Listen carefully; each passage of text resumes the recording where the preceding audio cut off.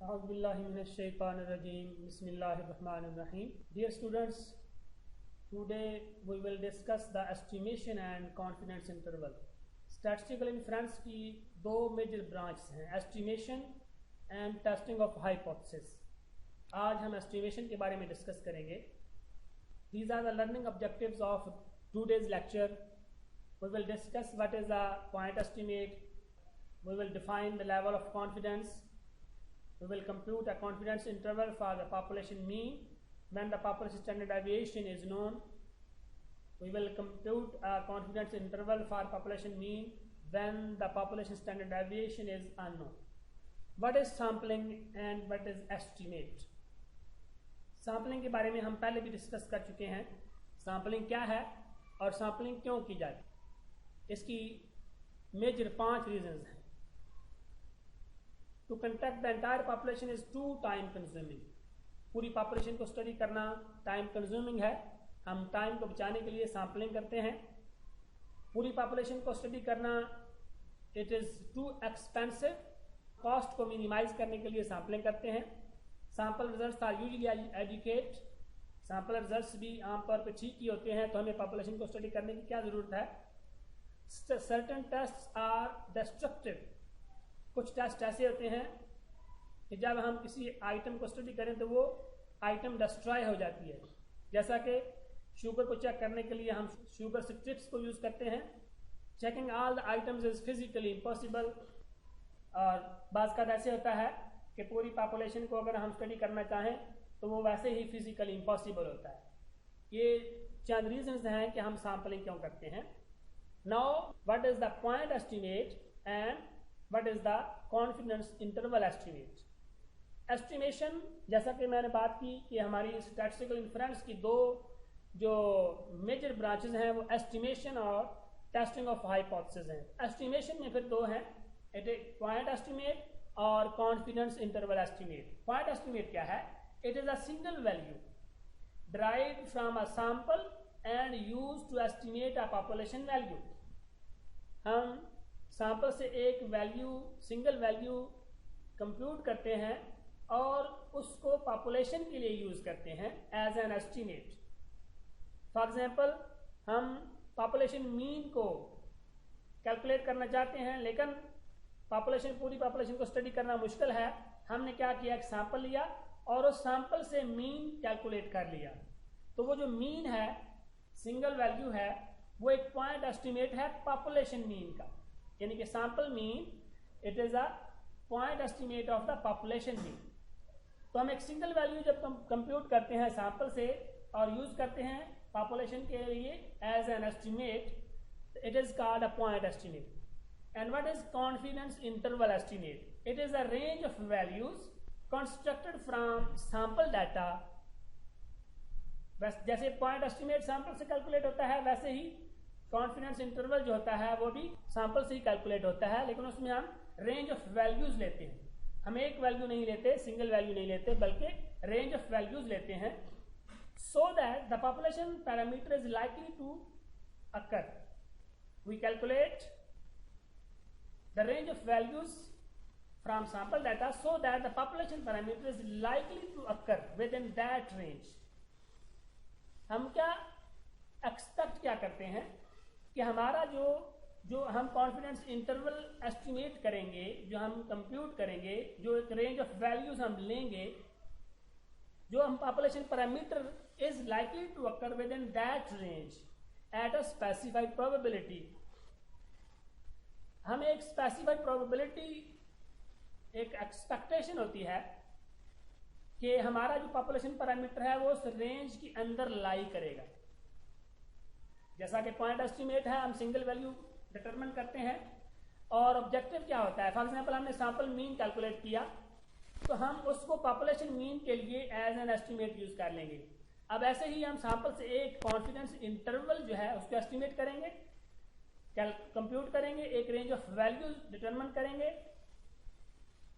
Sample data से वो होगी, और it is likely that our population parameter occur within that range at a specified probability.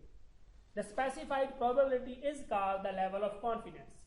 ये जो हम वो प्रोबेबिलिटी जो होगी वो लेवल ऑफ कॉन्फिडेंस हम उसको कहते हैं।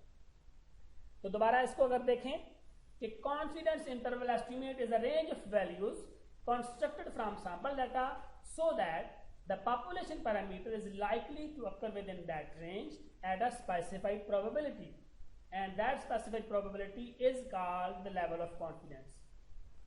यानी कि हम एक रेंज ऑफ वैल्यूज को डिटरमिन करेंगे और हम एक्सपेक्ट करते हैं कि हमारा पॉपुलेशन पैरामीटर जो है वो उस रेंज के अंदर लाई करेगा। फॉर एग्जांपल हम पॉपुलेशन मीन की बात करते हैं, तो पॉपुलेशन मीन को एस्टिमेट करने के लिए हमारे पास दो तरीके हुए, एक तो पॉइंट एस्टिमेट है, एक कॉन्फिडेंस इंटरवल एस्टिमेट है। पॉइंट एक सिंगल वैल्यू होगी, जैसे हम सैंपल से पॉपुलेशन मीन के लिए एक सैंपल मीन हम कैलकुलेट करते हैं और उस सैंपल मीन को as an estimate of population mean use कर लेते हैं। और कॉन्फिडेंस इंटरवल के लिए हम क्या करेंगे, हम रेंज ऑफ वैल्यूज को डिटरमिन करेंगे और एक्सपेक्ट करेंगे कि वो हमारी जो पॉपुलेशन मीन है वो उस रेंज की अंदर लाई करेगा एट अ स्पेसिफाइड प्रोबेबिलिटी, और वो जो स्पेसिफाइड प्रोबेबिलिटी है that is called the level of confidence. Interval estimate की इंटरप्रिटेशन क्या होगी? हमने एक रेंज ऑफ वैल्यूज कंस्ट्रक्ट कर ली एट अ स्पेसिफाइड प्रोबेबिलिटी, और उसकी इंटरप्रिटेशन क्या है? स्पेसिफाइड प्रोबेबिलिटी जो है उसके हवाले से हम उसको इंटरप्रेट करते हैं। For example, for 95% confidence interval, हमने जो इंटरवल एस्टिमेट किया है उसका लेवल ऑफ कॉन्फिडेंस हमने रखा 95%। लेवल ऑफ कॉन्फिडेंस हमने रखा 95%। तो इसका मतलब क्या है? For a 95% confidence interval, about 95% of the similarly constructed intervals will contain the parameter being estimated।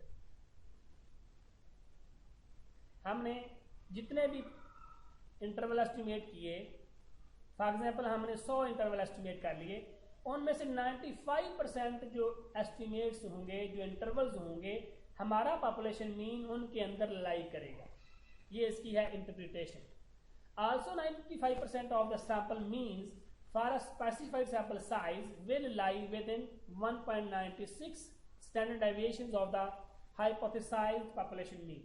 ये 1.96 जो है ये हमने z की वैल्यू है, ये जब हम आगे जाके कैलकुलेट करेंगे तो हमें इसका अंदाजा होगा कि ये कैसे, इसका क्या मतलब वो ले रहा है कि also 95% of the sample means for a specified sample size will lie within 1.96 standard deviations of the hypothesized population mean. तो यहाँ पर इसकी मेजर जो इंटरप्रिटेशन है वो यही होगी कि हमारा फॉर एग्जांपल ये हमारी पूरी पॉपुलेशन है जो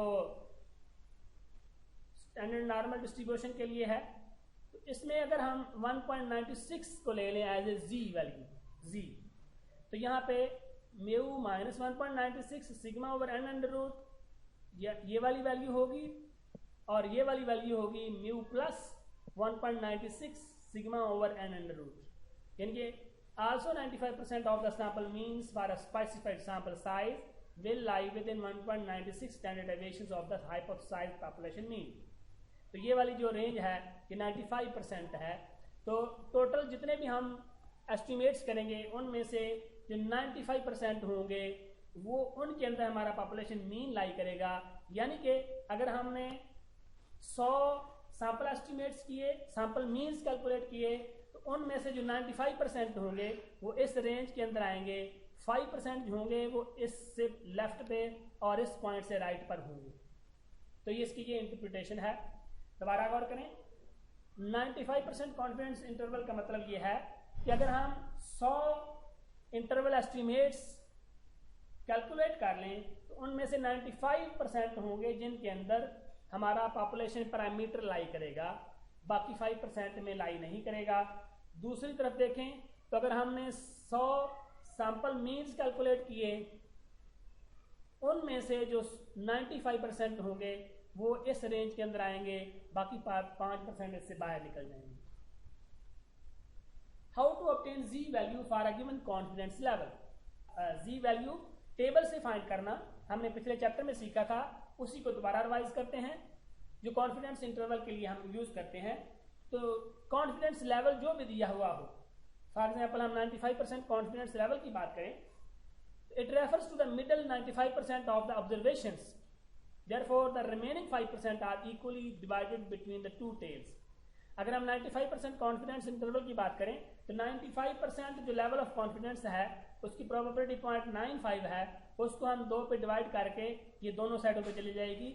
सिमेट्रिक है चूंकि हमारी प्रोबेबिलिटी नॉर्मल डिस्ट्रीब्यूशन है तो ये 0.475 इधर आ गई, 0.475 इधर आ गई। बाकी जो 5% थी 0.025 ये इस टेल में चली गई और 0.025 इस टेल में चली गई।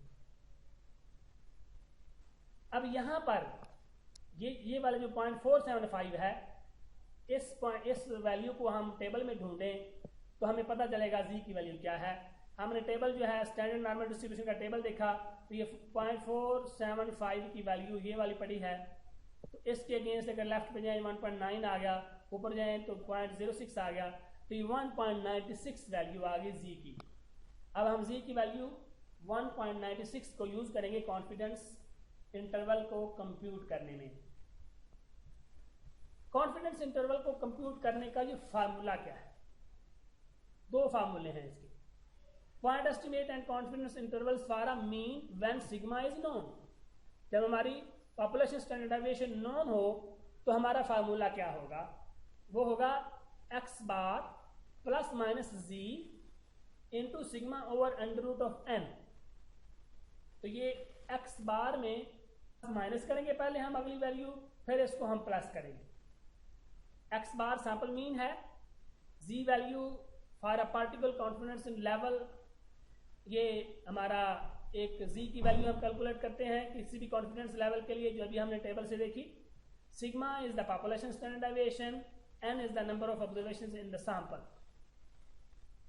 तो ये हमारा कॉन्फिडेंस इंटरवल कैलकुलेट करने का फार्मूला है when sigma is known. Sigma क्या है? It is population standard deviation, यानी कि पॉपुलेशन स्टैंडर्ड डेविएशन जब नोन होगी तो हम ये वाला फार्मूला यूज करेंगे। The width of the interval is determined by the level of confidence and the size of the standard error of the mean.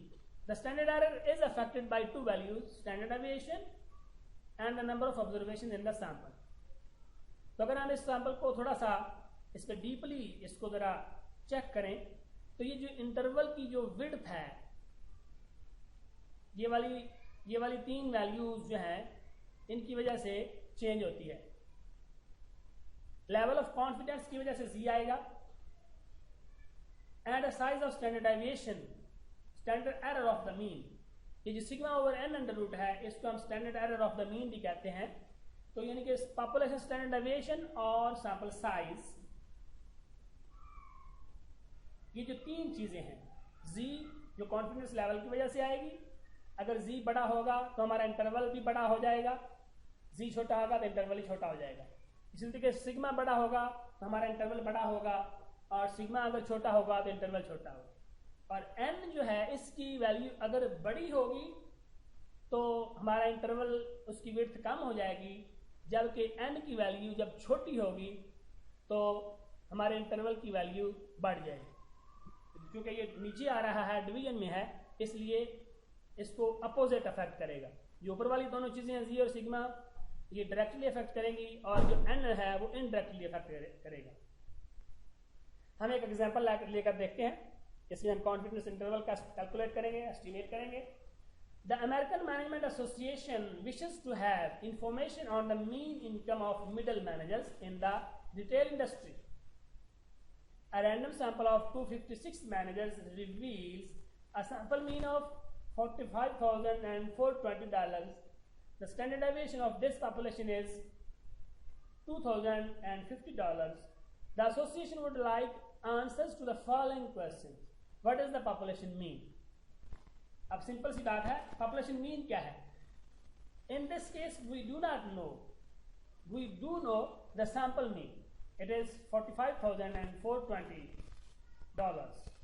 Hence our best estimate of the unknown population value is the corresponding sample statistic, which is sample mean. तो हमारे पास population mean, क्योंकि हमें और कोई direct method नहीं है लेने का, तो हम सैंपल मीन जो है उसी को यूज करेंगे एज अ पॉपुलेशन मीन। तो ये पॉपुलेशन मीन का जो एस्टिमेट है। What is the reasonable range of values for the population mean? Use 95% confidence level. तो कॉन्फिडेंस इंटरवल जो है उसके जरिए से हम reasonable range of values calculate कर सकते हैं। X bar plus minus Z into sigma over N under root, ये हमारे पास फार्मूला है।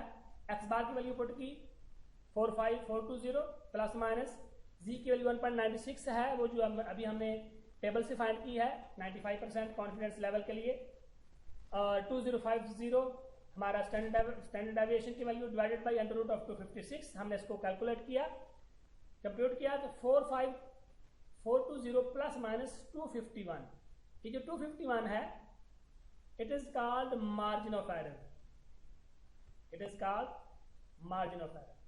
तो मार्जिन ऑफ एरर को पहले हम माइनस करेंगे फिर हम प्लस करेंगे। तो पहले माइनस किया तो 45169 आया, जब प्लस किया 45671 आया। तो ये दो जो वैल्यूज आ गई हैं ये हमारी रेंज है कॉन्फिडेंस इंटरवल की। तो हमारा जो पॉपुलेशन मीन है हम कहेंगे कि we are 95% confident that our population mean will lie between 45169 and 45671। तो ये हमारी जो कॉन्फिडेंस इंटरवल है। What do these results mean? If we select many samples of 256 managers and for each sample we compute the mean and then construct a 95% confidence interval, we could expect about 95% of these confidence intervals to contain the population mean.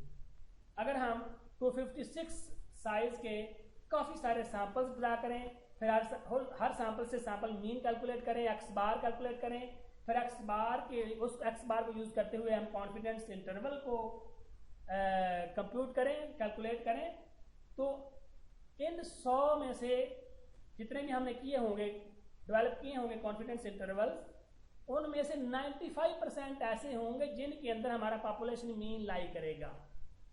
It is the interpretation of this confidence interval. What are the factors that determine the width of a confidence interval? अभी हम पिछली slide पे देखा हमने, sample size n है वो करेगा affect उसको। सैंपल साइज n, जैसे जैसे सैंपल साइज कम होता है तो विड्थ बढ़ती है क्योंकि वो नीचे आ रहा है, बटे के अंदर है। जैसे जैसे सैंपल साइज बढ़ेगा तो विड्थ कम होगी, सैंपल साइज कम होगा तो विड्थ बढ़ेगी। The variability in the population mean जो सिग्मा है या s है, जैसे जैसे s या सिग्मा बढ़ेगा वैसे वैसे विड्थ बढ़ेगी, जैसे जैसे एस या सिग्मा कम होगा विड्थ कम होगी।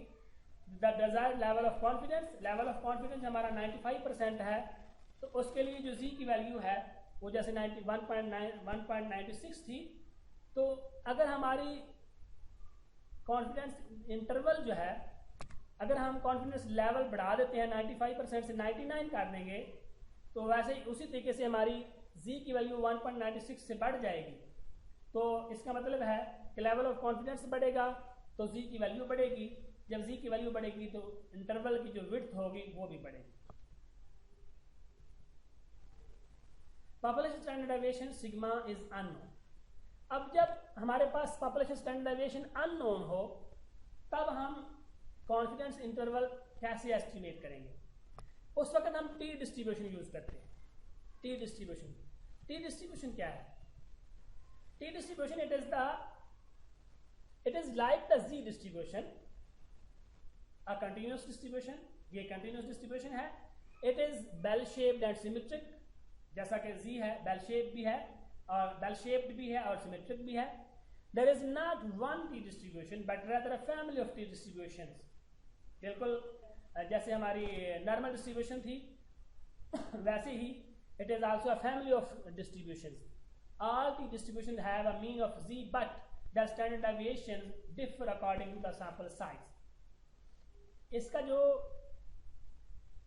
पॉपुलेशन जो मीन है, T डिस्ट्रीब्यूशन का जो मीन है वो तो 0 ही है, लेकिन इसकी जो सैंपल साइज जैसे जैसे चेंज होता है वैसे वैसे T डिस्ट्रीब्यूशन भी चेंज होती है। The T distribution is more spread out and flatter at the center than the standard normal distribution। As the sample size increases, however, the T distribution approaches the standard normal distribution। तो कह रहा है कि T distribution जो है वो ज़्यादा flatter है Z की निस्बत, लेकिन जैसे जैसे सैंपल साइज बढ़ता है वैसे वैसे टी डिस्ट्रीब्यूशन जो है that approaches towards Z distribution. Now confidence interval estimate for the mean, वो हमारे पास उसके दो मेन फार्मूले हैं, एक जी वाला है एक टी वाला है, जो अभी तक हमने डिस्कस किया। हम जी कब यूज करते हैं और टी कब यूज करते हैं, इसको जरा अंडरस्टैंड कर लें। If the population standardization is known, तो हम जी को यूज करेंगे, ये वाला फार्मूला यूज करेंगे। Or the sample is 30 or greater, अगर स्टैंडर्डाइजेशन जो है पॉपुलेशन स्टैंडर्डाइजेशन सिग्मा वो नोन नहीं है, लेकिन सैंपल साइज 30 या उससे ग्रेटर है, तो भी हम जी को यूज करेंगे। लेकिन ये जो सिग्मा है इसकी जगह पर हम एस को एज एन एस्टिमेट यूज कर लेंगे। If the population standardization is unknown and the sample is less than 30, अब पॉपुलेशन स्टैंडर्डाइजेशन अननोन हो और सैंपल साइज लेस देन 30 हो तो टी यूज करेंगे। इसका मतलब है अगर पॉपुलेशन स्टैंडर्डाइजेशन नोन है तो जी यूज करें, अगर नोन नहीं है तो दो बातें होंगी, सैंपल साइज 30 है या उससे ग्रेटर है तो भी जी को यूज करें, लेकिन उसमें सिग्मा की जगह पर एस को यूज कर लेंगे जो सैंपल से हम कैलकुलेट करेंगे। और अगर सैंपल साइज भी लेस देन 30 है, पॉपुलेशन स्टैंडर्डाइजेशन अननोन है और सैंपल साइज लेस देन 30 है, तो इस सूरत में हम सिर्फ टी डिस्ट्रीब्यूशन यूज करेंगे। Now confidence interval for the mean, example of using the T distribution. A tire manufacturer wishes to investigate the tread life of its tires. A sample of 30 tires driven 50,000 miles reveal a sample mean of 0.32 inch of tread remaining with the standard deviation of 0.09 inch. अब हमारे पास एक sample है 10 tyres का, उनको हमने देखा तो उनकी जो रिमेनिंग ट्रेड थी वो है 0.32 इंच और उनकी जो स्टैंडर्ड डेविएशन निकाली गई तो वो निकली 0.09। Construct a 95% confidence interval for the population mean. Would it be reasonable for the manufacturer to conclude that after 50,000 miles the population mean amount of tread remaining is 0.30 inches? अब उसने population mean 0.30 inches को भी एक estimate के तौर पे use करते हुए पूछा है कि क्या हमारा 0.30 जो है उस कॉन्फिडेंस इंटरवल के अंदर आता है कि नहीं आता है। अच्छा, अब हमारे पास सैंपल साइज 10 है और सिग्मा अननोन है, इसका मतलब है हमें टी डिस्ट्रीब्यूशन यूज करनी है। तो टी डिस्ट्रीब्यूशन को यूज करने के लिए 0.95% जो है हमारा कॉन्फिडेंस लेवल है। तो ये हमारा टी डिस्ट्रीब्यूशन का टेबल दिया हुआ है, ये कॉन्फिडेंस इंटरवल्स, ये ऊपर जो है कॉन्फिडेंस लेवल दिया हुआ है और डिग्रीज ऑफ फ्रीडम ये लेफ्ट पे दिया हुआ है, और ये जो है 80%, 90%, 95%, 98%, 99% की कॉन्फिडेंस लेवल्स हैं। और level of significance for one tail test, level of significance for two tail test. अब लेवल ऑफ सिग्निफिकेंस हम कैसे कैलकुलेट करते हैं, 95% यानी कि 0.95 अगर प्रोबेबिलिटी हो कॉन्फिडेंस लेवल की, तो 1 माइनस 0.95 जो होगी वो होगी लेवल ऑफ सिग्निफिकेंस। तो लेवल ऑफ कॉन्फिडेंस जब 95% है तो लेवल ऑफ सिग्निफिकेंस होगा 5%। तो 5% जो है जब हम उसको दो टेल्स में लेकर जाएंगे तो ये 0.025 इधर हो जाएगा, 0.025 प्रोबेबिलिटी इधर आ जाएगी। अब हमने यहाँ पे अगर हम इसकी वैल्यू को ढूंढना चाहें तो हम वन टेल टेस्ट जो है significance level for one tail test वो 0.025 होगा जो हम एक टेल में देखेंगे, और दोनों को मिलाकर अगर हमने देखना हो टू टेल में तो वो 0.05 को देखेंगे। तो 0.05 वाले कॉलम के नीचे इस डिग्रीज ऑफ फ्रीडम हमारा जो है n-1 होगा, 10 - 1 9, तो 9 के अगेंस्ट जो होगा 2.262, ये हमारी t की वैल्यू होगी। हमने सिंपली इस वैल्यू को अगर हम अपने फार्मूले में पुट कर दें तो हम उसकी हेल्प से हम कॉन्फिडेंस इंटरवल को हम एस्टिमेट कर सकते हैं। यूजिंग द टी डिस्ट्रीब्यूशन हमने x bar plus minus T into S over N under root लिखा। तो t की वैल्यू हमने जो फाइंड की है वो अल्फा हमारा 0.05 था, उसको 2 पे डिवाइड करने से जो 0.025 है ये दोनों टेल्स में चला जाता है। Alpha is level of significance, उसको हम अल्फा बोलते हैं। n-1 हमारा डिग्रीज ऑफ फ्रीडम है, ये जो DF उसने लिखा है ये वाला, इसके नीचे हमने n-1 देखा। तो टी की वैल्यू हमारे पास आई है वो 2.6262 आई, तो ये हमने 2.262 पुट की।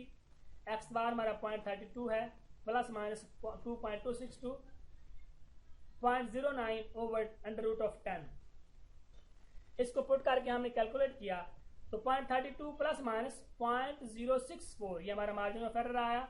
इसको पहले माइनस किया तो 0.256 आया, प्लस किया तो 0.384 आया। तो इक्वल का साइन यहाँ पे आपने देखा ये लग रहा है, फार्मूला आपने पुट किया, उसके इक्वल का साइन लगाते हुए वैल्यूज पुट की आपने, इट इज इक्वल टू 0.256 0.384।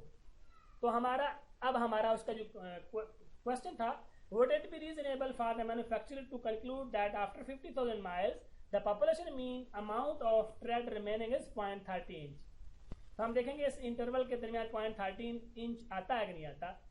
तो चूंकि 0.25 और 0.30 0.384 ये इसका दरमियान में आ रहा है, so we conclude that manufacturer can be reasonably sure that the mean remaining tread is between 0.256 and 0.384। चूंकि 0.30 इसके अंदर आ रहा है इंटरवल के अंदर, इसलिए हम कहेंगे कि it is reasonable to conclude that after 50,000 miles the population mean amount of tread remaining is 0.30 inch। ये क्वेश्चन है जी। A recent survey of 50 executives who were laid off during a recent recession revealed it took a mean of 26 weeks for them to find another position. The standard deviation of the sample was 6.2 weeks. Construct a 95% confidence interval for the population mean. Another example, the manager of the Inlet State Mall near FT Myers, Florida, wants to estimate the mean amount spent per shopping visit by customers.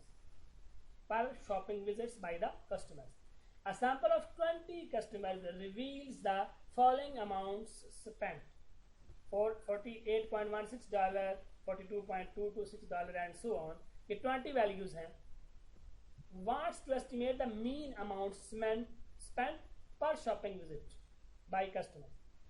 तो अब हम इसकी एक तो है तरीका हमारे पास point estimate है, सैंपल एस्टिमेट कर लें, दूसरा है इंटरवल एस्टिमेट।